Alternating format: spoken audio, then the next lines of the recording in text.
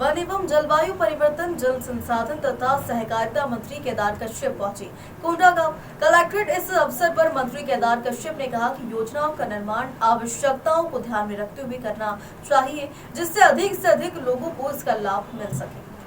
उन्होंने योजनाओं के क्रियान्वयन में पारदर्शिता बरते जाने पर भी जोर दिया है। उन्होंने वामपंथी उग्रवाद प्रभावित क्षेत्रों में आवश्यकता अनुसार अधोसंरचनाओं के निर्माण के साथ ही युवाओं के विकास के लिए भी कार्य करने पर जोर दिया।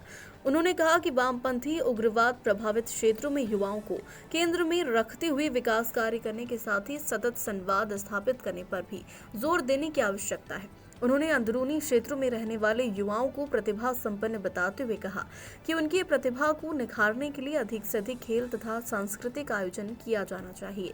उन्होंने जनजातीय संस्कृति के संरक्षण हेतु अधिक से अधिक कार्य करने तथा परगना स्तर पर आयोजित मेले मंडलियों के आयोजनों के साथ ही देवगुड़ियों के निर्माण हेतु आवश्यक सहयोग प्रदान करने पर भी जोर दिया है।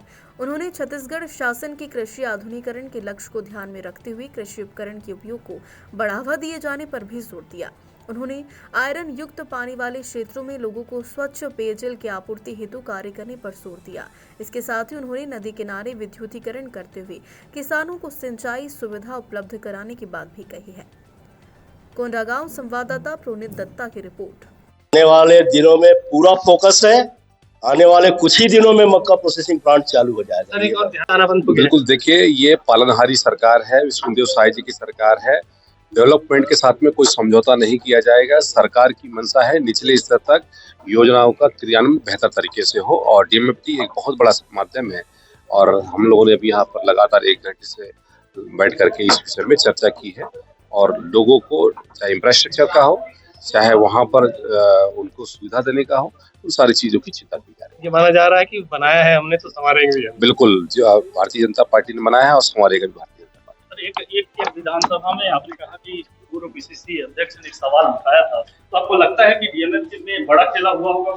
बिल्कुल, कांग्रेस की सरकार में कुछ भी संभव है। पीसीसी के अध्यक्ष ने उस समय में चिंता जाहिर की थी और ये संभव हो सकता है कांग्रेस की सरकार में। और जिस तरीके से डीएमएफटी में घोटाला को लेकर के उन्होंने सदन में इस प्रश्न चिन्ह खड़ा किया था, तो ऐसा स्थिति हमारे यदि अधिकारी कर रहे होंगे तो वो ऐसी स्थिति निरूपित होगी। सर, कोंडागांव जिले की अगर बात करें, हम उसके पूरे मामले को दिखवाएंगे तब आगे की कार्रवाई करेंगे।